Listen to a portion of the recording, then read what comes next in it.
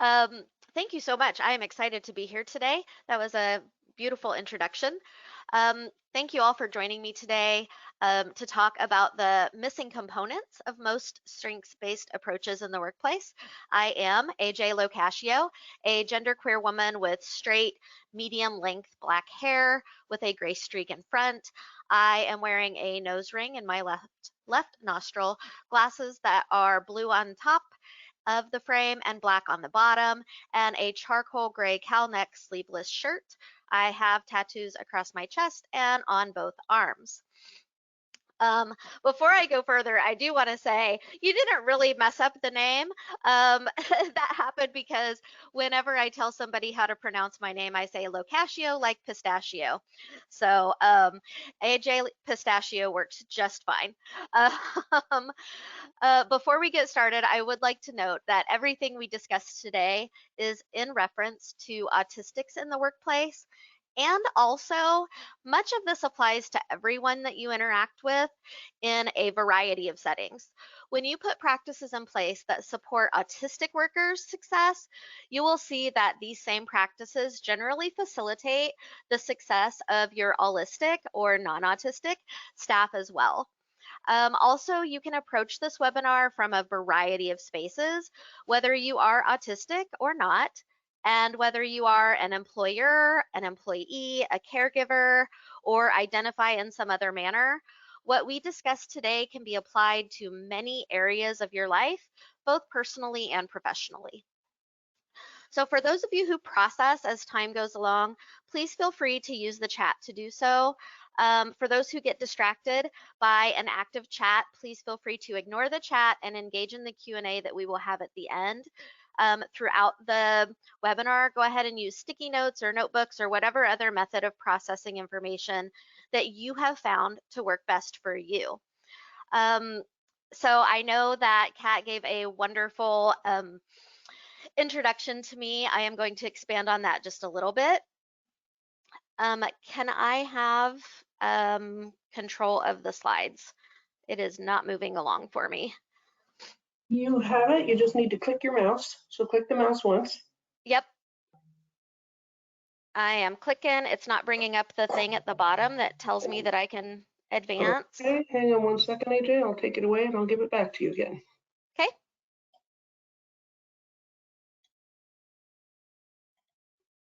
Let's try it again. Nope, it is not doing it. And my mouse is working because I'm able to click on everything else, And but I it hate is to, not clicking do on you it. mind if I advance your slides for you? Yep, advance my slides. That's awesome. So next slide, Okay. please. Okay.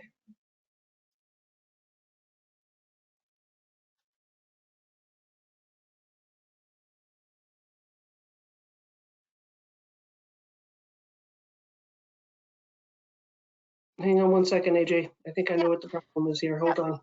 No worries. This happens, y'all. Sometimes we're working with technology, and technology sometimes works, and sometimes we have little glitches, and we just roll with it. Okay, you try it again. Okay, it looks like I still don't have the thing. Oh, maybe. Here we go. Thank you all for your patience with us as we work out these little issues here. Perfect, gorgeous. Okay, so here's our agenda for today. We are doing the introduction now. I will briefly go over autism and intersectionality to make sure that we are understanding those from a variety of perspectives. Then we will get into what the strengths-based approach is, benefits of that approach, what's missing, what people have forgotten is actually part of that, and then what that really looks like, some practical application to put that in there, the Q&A, and then the closing. And so again, a little bit about me here. I am your, let's see, late diagnosed autistic person. I was not diagnosed with that until my 40s. So although I had my ADHD diagnosis 25 years ago, I did not get my autism diagnosis until more recently, as in the last 5 to 10 years, people have started to understand autism differently.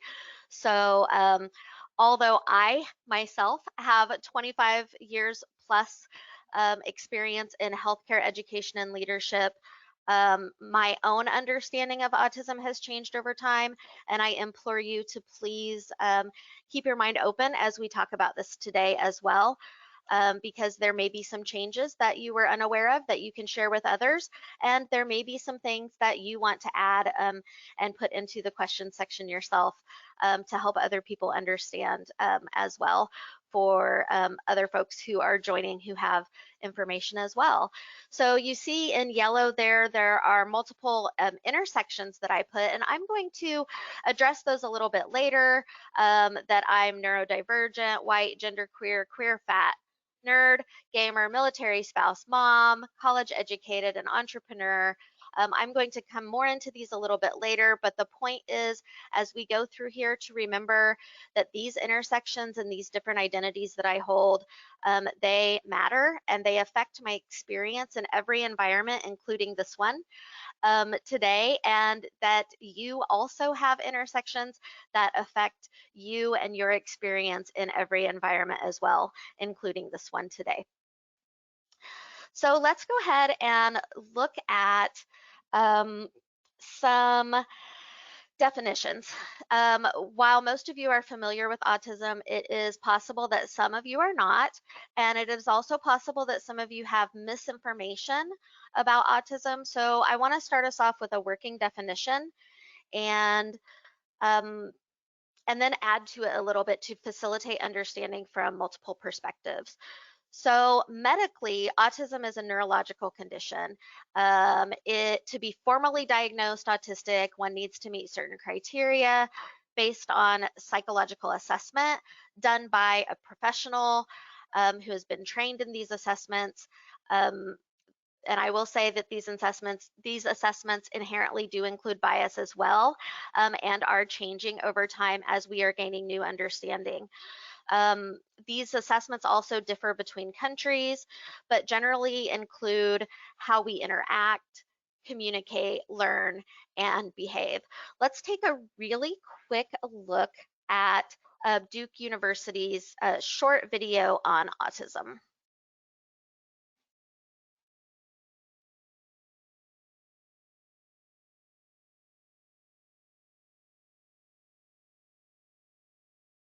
According to the Centers for Disease Control, autism affects an estimated 1 in 54 children in the United States.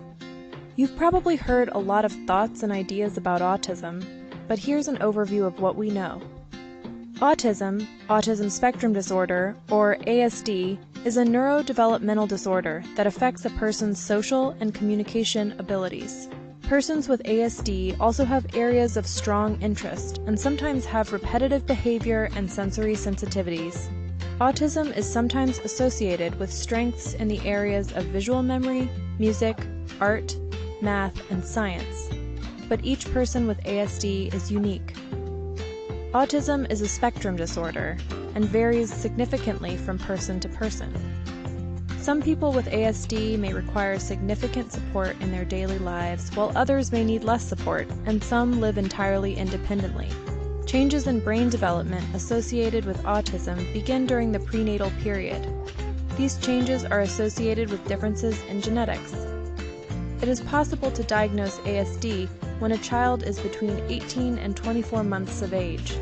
Early behavioral intervention helps children with autism learn to communicate and socially interact, and has a significant impact on long-term outcome. Support for learning social and communication skills can be helpful throughout adolescence and adulthood.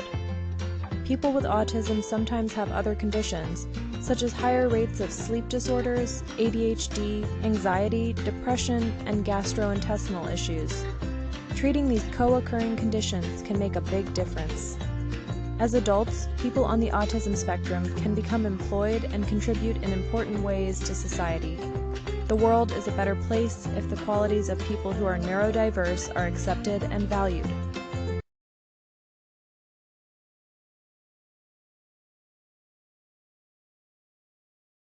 All right. So, um, looking at that, notice that they said autism spectrum disorder. Now, this has this is one of those changes that has happened. Not everybody still uses the term disorder. A lot of us use autism spectrum condition, or as you noted as you may have noted in the video, it said autism, and it just left it at that, and did not put the term disorder or condition in there at all. I am again not able to access the arrows at the bottom or to advance the slides. Um, while we're getting that fixed up, I'm going to go ahead and move forward. Autism is more than awesome, thank you, more than a medical diagnosis, condition, or a problem that needs to be fixed. It is important to remember while some of us have symptoms that we would happily get rid of, and we may even take medication or work with specialists to minimize effects of some of the symptoms. Many are autistics, including myself, are proud of who we are, and we hold our identity close. We like ourselves and we want to be accepted for who we are. Um, and to better understand this, let's look at autism from a different perspective. Oftentimes, we look at it through this linear spectrum, like you see here on the screen, where it's just a line and it's different colors, and we have what is considered mild, or a term that we do not like the term mild. We do not necessarily like the term high functioning. A lot of people would say that, and it is still regularly used, but not by the autistic community. And then on the other side of the line, you would have your what used to be referred to as low functioning or severe autism. We have moved away from that. We really want to get away from that linear thinking and think about this more as a round, as a circle, if you will. So we have all different levels of things that human beings in general need, have different skills with, and need different levels of support. So rather than saying that somebody has mild autism or severe autism, or is high functioning or low functioning, we like to look at it from a space of support needs. And if you look on this chart, you notice that we have different spokes of a wheel. And our support needs are based on the spoke on that wheel and what is happening at any given time in the environment that we are in, and it can change. So for example, communication is something that I may not need a lot of support with most of the time. However, in certain contexts, perhaps I am feeling very dysregulated, or I'm upset, or something has happened. I may actually go non-speaking and need somebody to support me in that, and perhaps have to go to using texting or writing because I am not able to say or verbalize what I need. I may even use only signals to help somebody in my environment understand what I need. So again, we need to move away from that linear thinking and start thinking more in this as a wheel, and as support needs, and as context specific. So this is really one of those things that we look at, and we care about intersectionality, and that's where the intersectionality piece is going to come in. I mentioned if I am feeling very upset about something, then my communication support needs may change. So I am a fat, queer, gender queer person. Let's say that somebody in my environment makes a joke about my appearance, and they call me a name, or they make some kind of a reference that diminishes who I am as a human being. that may upset me and I may need some support in regulating some emotions. I may even become non speaking in that aspect. So, this is why intersectionality is important and why we're taking a look at that today and remembering that that is a huge part of this strengths based approach that we're looking at. So, let's look at intersectionality and what that actually means. Intersectionality, we all have these different things that make us who we are, right? Things like gender, skin color, how much money we make, where we work, the language we speak. All of these different parts come together to make a whole person. So that's what we're talking about when we say intersectionality. And we look at how each of those individual parts gives us privilege or takes away from us, takes access to certain resources, or oppresses us because of one or more of those identities. So Kimberly Crenshaw coined the term intersectionality, and she said, intersectionality is a lens through which we can see where power comes and collides. It is where it interlocks and intersects. It's not simply that there's a race problem, a gender problem, a class, or queer problem. Many times, that framework, thinking of it in each of those individualized aspects instead of being intersected aspects of who we are, that tends to erase somebody who is subject to multiple of these intersections. Let's take a quick visual look at what intersectionality is.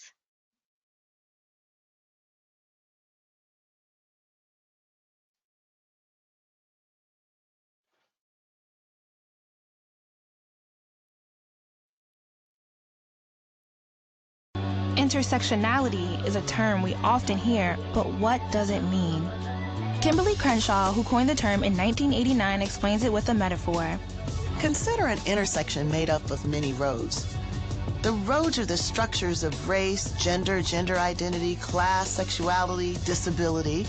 And the traffic running through those roads are the practices and policies that discriminate against people.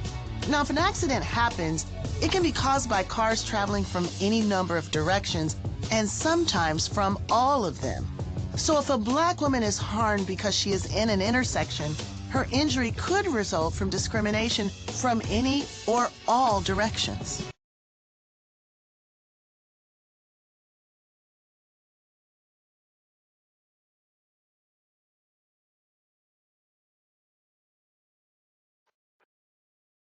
All right. So the strengths-based approach is supposed to take all of that into consideration. However, often it misses out. The strengths-based approach looks like this.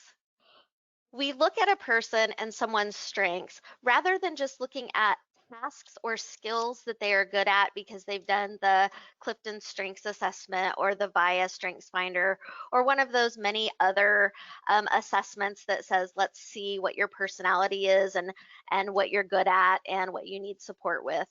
Um, Oftentimes it stops there, which is that circle here in the middle that says the individual, how we think, skills and knowledge, and maybe networks that we're in. But it goes further than that. Our strengths and the challenges that we face are based on internal things like our age, our ethnicity, physical and mental abilities, external such as social status, the level of education that we have had access to, our interests and appearance, where we are located, organizational, which is what field are we in, how long have we been there, what department do we work in, and what title do we hold, and the era in which we live. What events have happened historically, and what is happening now culturally, politically, and in the world around us. When we look at the strengths based approach, it's important that organizations rethink to embrace intersectionality at the organizational as well as research level so that the systemic, structural, and policy processes are responsive and inclusive to all people involved in the organization, whether they are employers, employees, clients, or the surrounding community. So we're going to go back. I told you I would come back to these specific intersections that are mine. I'm neurodivergent because I am ADHD, I am autistic, I have complex PTSD, and I have migraines. All of those play into who I am and how I experience the world around me. I'm also white. I am a genderqueer woman. I am queer, fat, a nerd, a gamer, a USMC military spouse, a divorced single parent mom who has been remarried to become this military spouse, the first in my family to be college educated. I am an entrepreneur. Previously, I have been homeless. Previously, I have been an addict. All of these come into play when I am looking at myself, my community, and any organization in which I'm involved. Do I know what my intersections are? How about you? Do you know what your intersections are? I ask, am I able to advocate for myself from this viewpoint? Am I able to look at my intersections and use those to advocate for me? Do I pay attention and care about these intersections when I'm interacting with other people? Do I consider what intersections they may experience? How about my family, my school, or other organizations that I belong to? Do they pay attention and care about those when it comes to me? So when I hear a strengths-based approach, I expect that all of this is considered when working with me, whether I'm the employer, the employee, a parent, a caregiver, a client, or a community member. I ask, am I sustainably, which means always from day one to the last day, am I sustainably able to engage safely, meaningfully, and purposefully in this community space as this whole person, or is only a part of me welcome? A true strengths-based approach welcomes me as a whole person, not just a piece of that person. So when we're looking at the strengths-based approach, Hammond in 2010 wrote Principles of Strengths-Based Practice. And he said, a strengths approach offers a genuine basis for people to take control of their own lives in meaningful and sustainable ways. He said that means that we are focusing on trusting and workable relationships. We are empowering people to take a lead in their own care processes. We are working in collaborative ways on mutually agreed upon goals. We are drawing upon the personal resources of motivation and hope. And we are creating sustainable change through learning and experiential growth. A strengths approach is a method of working with and resolving problems experienced by a person. It doesn't attempt to ignore their challenges or difficulties. Rather, it attempts to identify what resources they have already and what resources they need access to and that they need. That is where intersectionality comes in. Because remember, intersectionality tells us that because of our identities, we have access to some things, but access to other things may be taken away. So let's look at these 9 principles. Kansas University, I really like this from them. They say the strengths and resources of people, communities, and their environments are at the center of the helping process.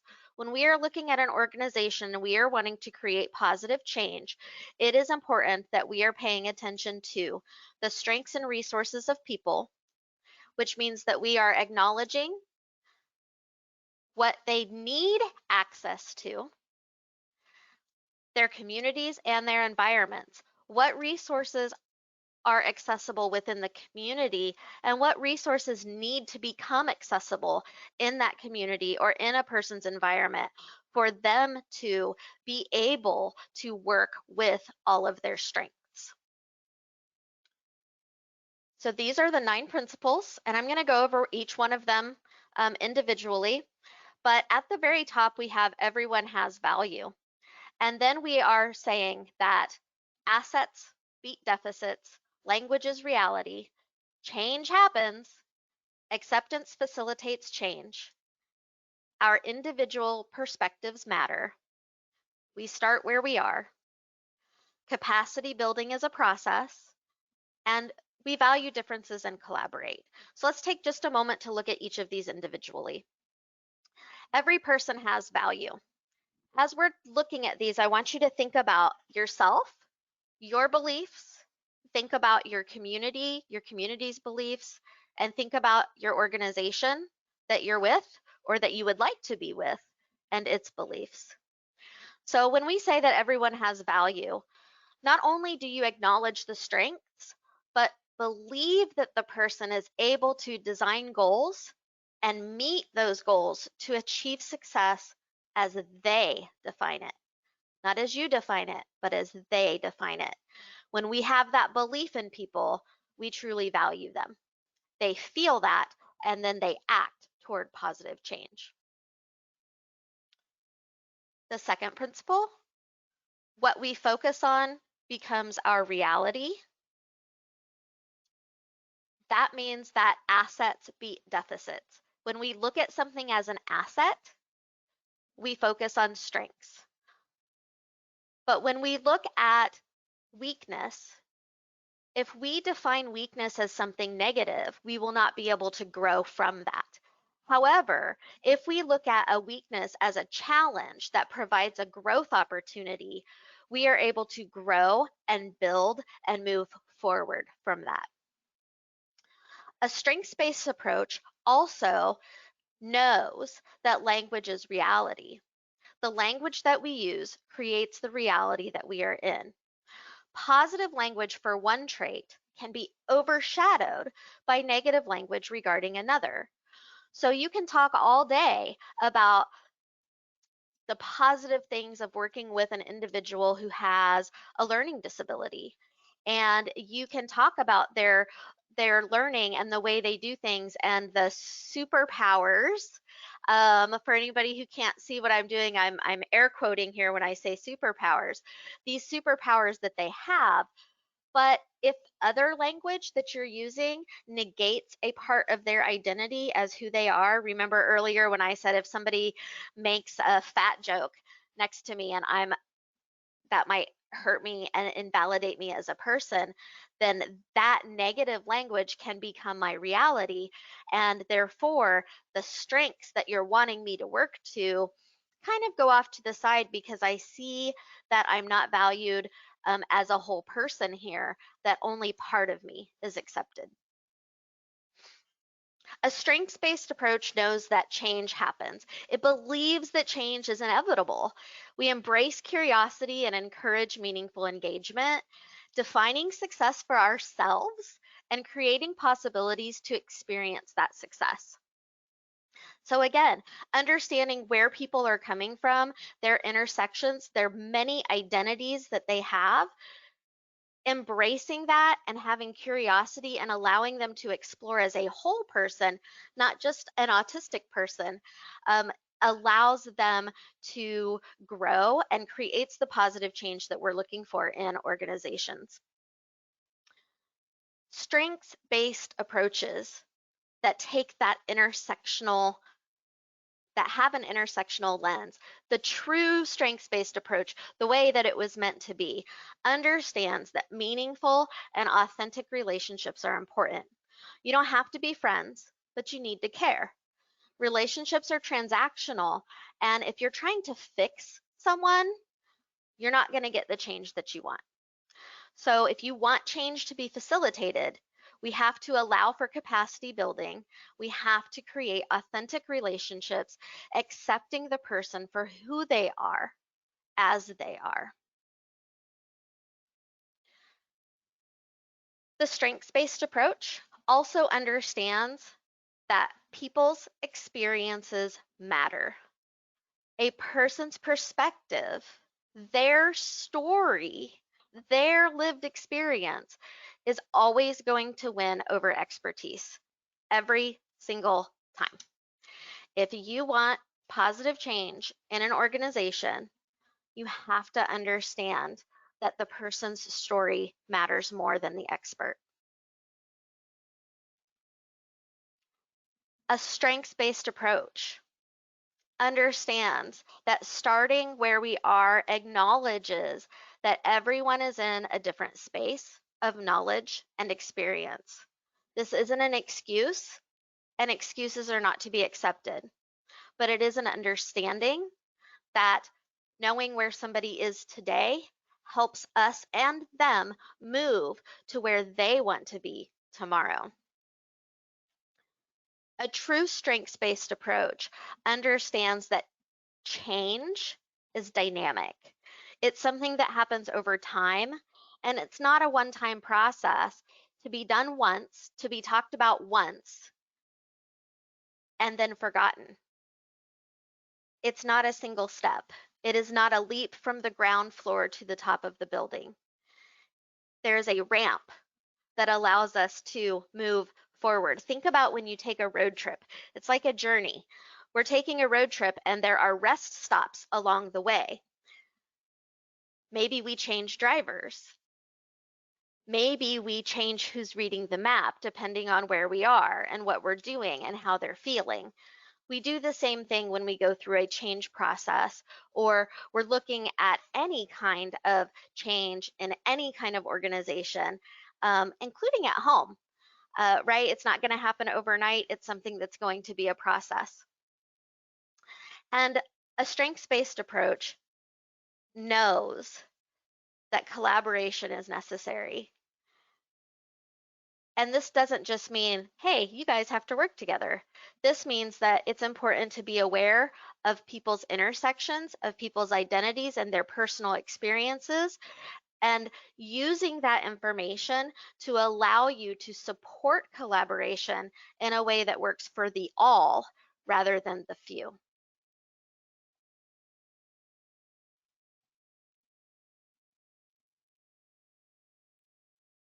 So, I would like to take a moment to remind you of the puzzle piece. The puzzle piece is associated with autism. Some people appreciate it and use it and have integrated that, and other people have pushed that away and said, I'm not a missing piece, there's not something missing. So I would like to use that puzzle piece for just a moment and maybe reframe the analogy. Autistic people are not a mysterious puzzle. There is a puzzle, but it's a little more than that. Actually, there's this network of flawed systems. And here you see a puzzle, but it's a puzzle of a labyrinth. And there are pieces taken out and that are missing. And if you think about that, if you think about a labyrinth, and if there are certain pieces of that labyrinth that are removed for certain individuals based on their identity, and they never have access to that, they will never be able to move through the labyrinth in a way. They might not be able to move through it at all, or they may have to take such a divergent way that it takes much longer for them to get where they want to go. There are so many pieces of the puzzle. Many of them have been hidden by those who want to protect their own interests. A true strength-based approach understands that and understands that in doing that, we erase the individuals. So when we take a strengths-based approach, the way that it is meant to be done through an intersectional lens, understanding those multiple, often marginalized identities that people have, we understand that that prevents the erasure of individuals who are facing those multiple forms of discrimination. We have to have an intersectional perspective. So a true strengths-based approach is more than a strengths assessment. The assessment is one tiny component that supports the whole person.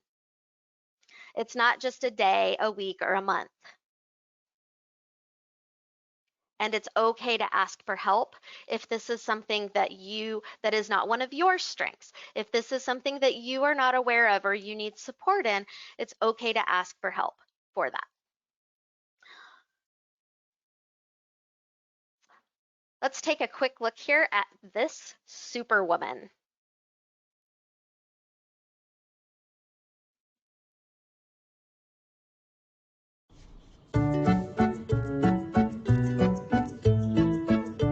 इनसे मिलिए. She's a superwoman. Yeah, Raji, the client meeting is at 3 o'clock. Have you uploaded the data? No. Bye. Bye. बाएं हाथ से office चलाती हैं और दाएं हाथ से घर.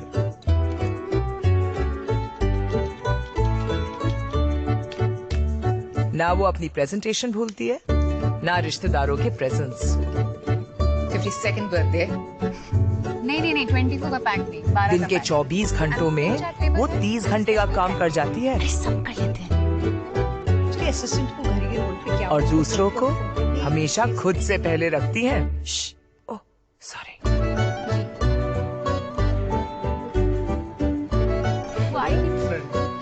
ना वो थकती है, ना वो रुकती है. सब कर लेती है. हर मोमेंट में बस शाइन करती रहती है. I mean, she's like a... बस भी करो. क्या हुआ? सांस तो ले लो. पर तुम तो सुपर वुमन हो. पर ह्यूमन भी तो हो ना.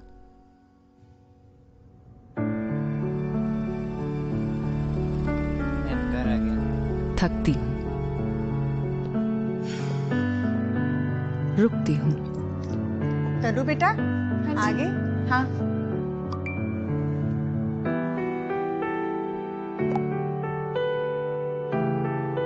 हारती भी हूँ.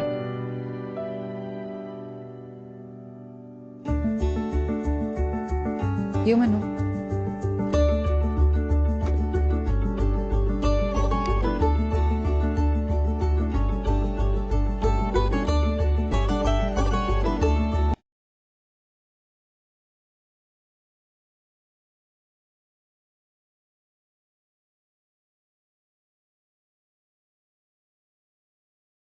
Okay, so earlier I put superpowers in quotation marks.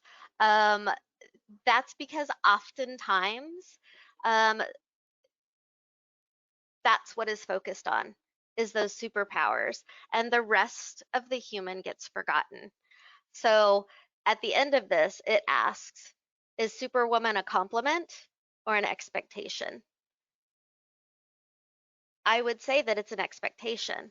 And oftentimes, when we look at this strengths-based approach, we have expectations of someone, but we forget the humanity involved. So thinking about that, I want you to think about your company or your organization, your school, your family, whatever you are in. Ask yourself, how is the company doing? During these poll questions that we have here, we are going to give you about 30 seconds because we have multiple of these that we're going to go through. So if you would take just a second here to answer this poll question, how is the company doing?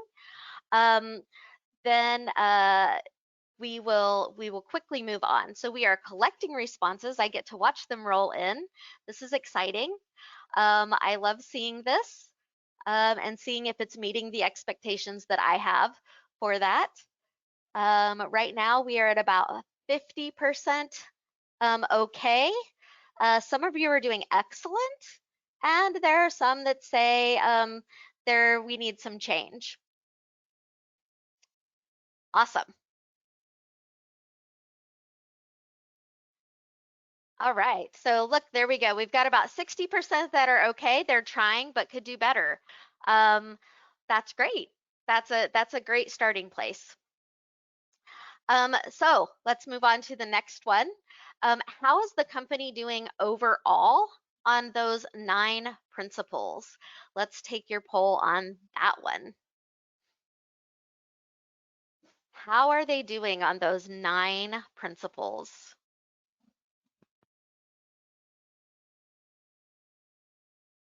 All right, we've got this coming in. The results are kind of similar. They're bouncing around a little bit.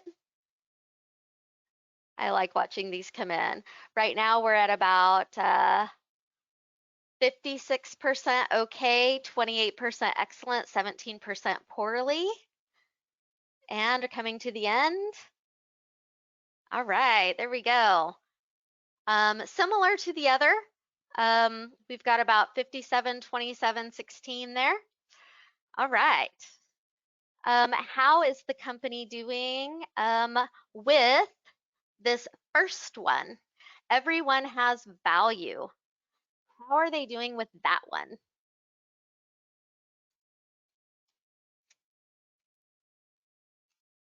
This is where it gets really interesting. Oh, I'm seeing like up at 50% people are saying they're doing excellent with value. The poorly is kind of staying the same, but the okay and the excellent is having a little bit different results here. We've got people feeling that their company or organization is doing a little better in that overall value aspect. Fun. There we go. 45% doing excellent with valuing their people. All right, let's look at the second principle, assets beat deficits. Okay, on this one, remember this is looking at the challenges as something that is positive and a growth opportunity rather than a weakness that is a deficit. How are they doing?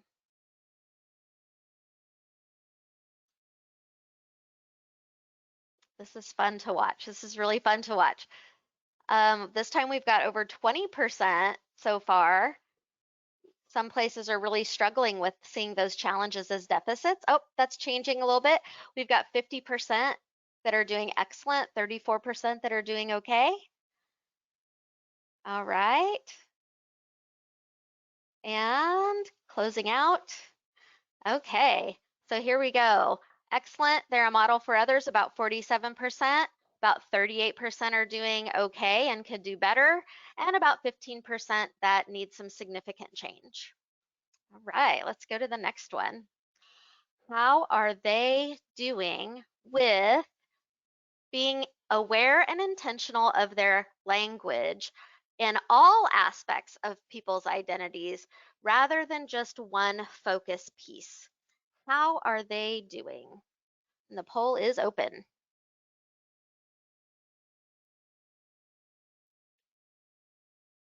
All right, we're seeing some very similar results here. We've got about 46% okay, 40% excellent, and about 14% poorly. It looks like that's kind of evening out and staying the same. All right.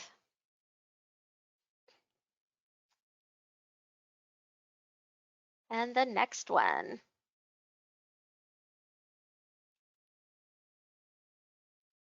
I know these are going kind of fast. This one is, I lost where we were on this one. This one is believing that change is inevitable, embracing curiosity, and encouraging engagement. Embracing curiosity and encouraging engagement. So we've got, the results on these are right around the same.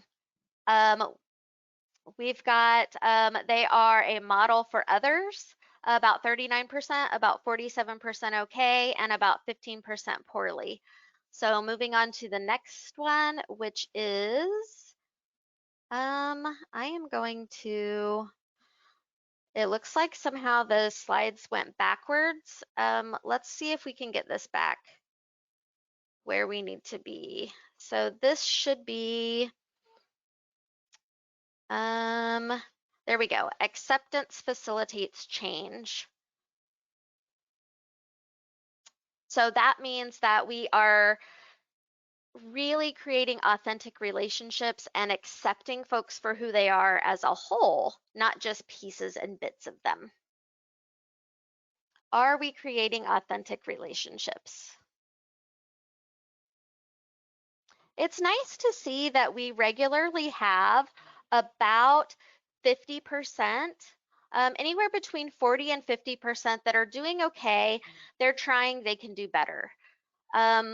What that tells me is when we have that, people who are trying and can do better, these are people who, if they continue on that track and they continue working forward, they will be into that excellent range and they will be able to start modeling and working with other organizations who are struggling in that poor area. And that's how we really start working together as a community.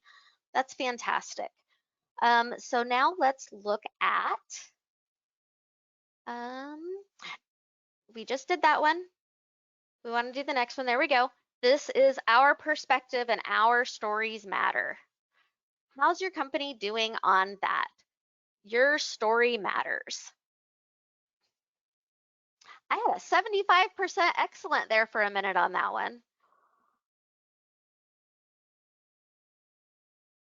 Yep, we're getting about the same. We're getting a little bit higher on this one about stories. So people seeing and understanding that storytelling matters is great.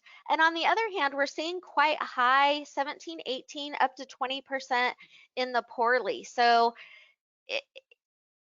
a lot of places they're either doing well on that or they're not. And that seems to be kind of how society's going. With that storytelling piece there. It ended up evening out and being quite similar to the others. Let's go on to the next one. We're almost done with these. Starting where you are. Is your company understanding that people need to start where they are, that there are differences in our knowledge and our experience, and not taking excuses, but having that understanding. Oh, there we are again on this one, up at that like 60 some percent. Now we're starting to even out again. This one has the least number so far on the poorly. So it seems like and that is a narrative that started a long time ago. So that's not surprising to see that. We've got about 42% excellent, 48% okay, and 10% poorly. All right, moving on. Capacity building is a process. We don't jump from the bottom to the top floor. It's something that we need to take, we need to go up a ramp for that one. How is your company doing on that? Oh, we were 50-50 there, good, excellent, and poor for just a moment. Now we're at 63% okay, 68%, 71% okay. All right. 75% okay on that one, 4% poorly.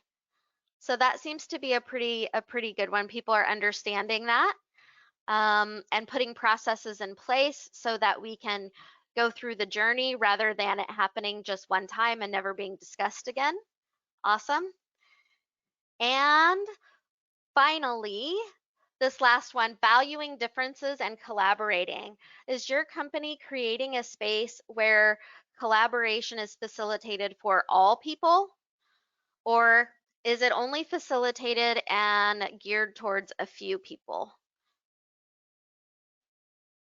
And here we're seeing about the same with the 42, 47 in the excellent and okay, and 15% or so in the poorly.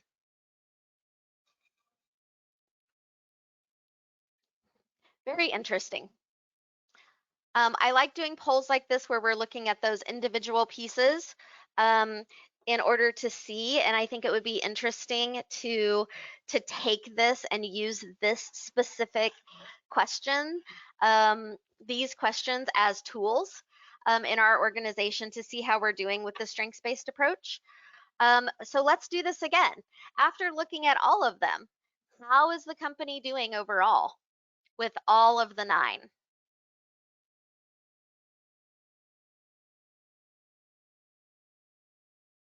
I'm going to see if this is kind of matching what it said before. We've got a few less excellent. Oh, a few more excellent this time. And a few more okay this time. Or a few less okay this time.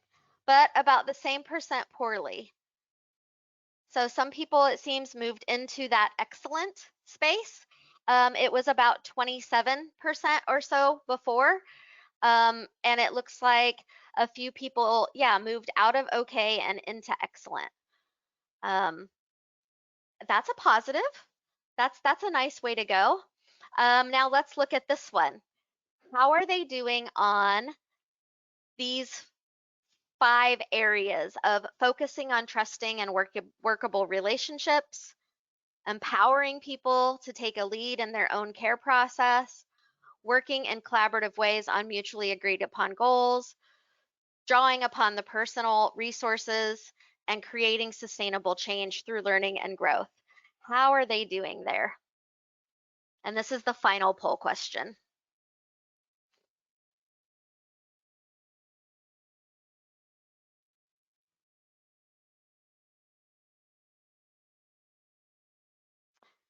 All right.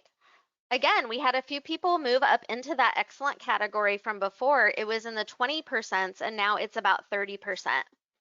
56% okay, it says, and about 15% poorly. Awesome. We're almost done, y'all. We're getting up on the hour. We're almost done. I hope we have some questions in there for people to ask. You will see if you printed this out that to have a strengths-based approach, we have 5 questions here that we asked that are some great questions that you can use. For those assessments, are they accessible to everyone? If not, are there things in place to help them become accessible? Is there coaching and mentoring that's happening after the assessment so that they can be used later on as we're deciding tasks and collaborative roles? Is there support in place for those who are not self-aware to be able to answer those questions so that they can become self-aware and answer them and advocate better? And are you and are the people who you're talking to comfortable talking about the different intersections? For that second piece, we definitely are looking at and making sure that we want to have these pieces in place. I know I'm going a little fast. That's because I want to make sure we don't go over. We're looking at the DEI is actually integrated into where we are. The training is focused on everyone. It's not about fixing autistics. It's about allowing everyone opportunity to learn and grow. Employee resource groups are funded. They're encouraged, they're utilized, and their information is actually being put into practice. Everyone has the opportunity to climb the ladder. We're supporting transitions. The community is involved, and we're involved with the community. And let's move away from accommodations and start looking at it as adjustments. Adjustments are normal. They happen. It's inevitable. And finally, we're looking at making sure that we're spending our resources where it counts. People have the opportunity to ask questions and to grow personally and professionally. All right, questions? All right, that was fantastic. Let me open up my questions pane here. So do you have a couple minutes to go over today so we can get some questions in? You bet. I'm the one who made us go over, so yes. Fantastic. Okay. So here is a great one for you. And as a reminder, everyone, you can still submit your questions in the questions pane right now. We're going to, time is limited, but we're going to get to as many as we can. So let's see here. AJ, thank you for a wonderful presentation. my question is, how expensive is it typically for organizations or educators to use a strengths-based approach? Are there any significant costs? It seems like much of it is free: acceptance, validation, collaboration, and changing terminology. I love that question. Oftentimes we think that it has to be super expensive to implement change. And as someone who worked in public school administration, I know that you're constantly talking about budget and you're constantly talking about bringing in professionals. Um, I would encourage people to look within their organization at who has these skills, because 9 times out of 10, you already have people there who have the skills and you don't need to hire expensive outside consultants. You can pay the people who are working there to do this. You can promote them. You can implement different programs where they are using their strengths and feeling valued and not being exploited because they're being paid to do this. Um, and that can save a lot of money. So I'm glad that you recognize that it doesn't have to be expensive and that a lot of this is free. It really is more a time and effort expenditure than it necessarily is a financial expenditure. So getting creative with that and looking at societal expectations and biases on how we should spend our time and effort is really the way to go, rather than looking at it from a capitalist point of view and solely from money. All right. Our next question is, what role does self-advocacy play in an intersectional approach to supporting autistic individuals? I love this question. Self-advocacy is something that I am absolutely passionate about. And self-advocacy is everything, right? We are looking at a human being. You heard me say multiple times in there, success as they define it. There at the end, you heard me say, are you helping them become self-aware if they're not self-aware? Um, this is hugely important. A self-advocate is able to say what they want and what they need. And when they are collaborating and listening and being listened to, this is where the real positive change happens. Self advocates are able to advocate not only for themselves, but also for their communities. They're also able to say, whoa, wait a minute, I can't do this. I need X support, and they can tell you directly what they need instead of having somebody guess. So, when we can put things in place to help people become really self aware, and we encourage and facilitate self advocacy, that's really where the win happens. And that really is what the strengths based approach is about. When you look at it, this was not something that was created for the workplace. This was something that was created for and by social workers to work in their communities so that the community members could be self advocates in their care. So it's the number one most important piece. Wonderful. Okay, so let's see. How can we ensure that our strengths-based approach doesn't overlook the unique experiences of individuals from marginalized communities within the autism spectrum? Ask them and value their time.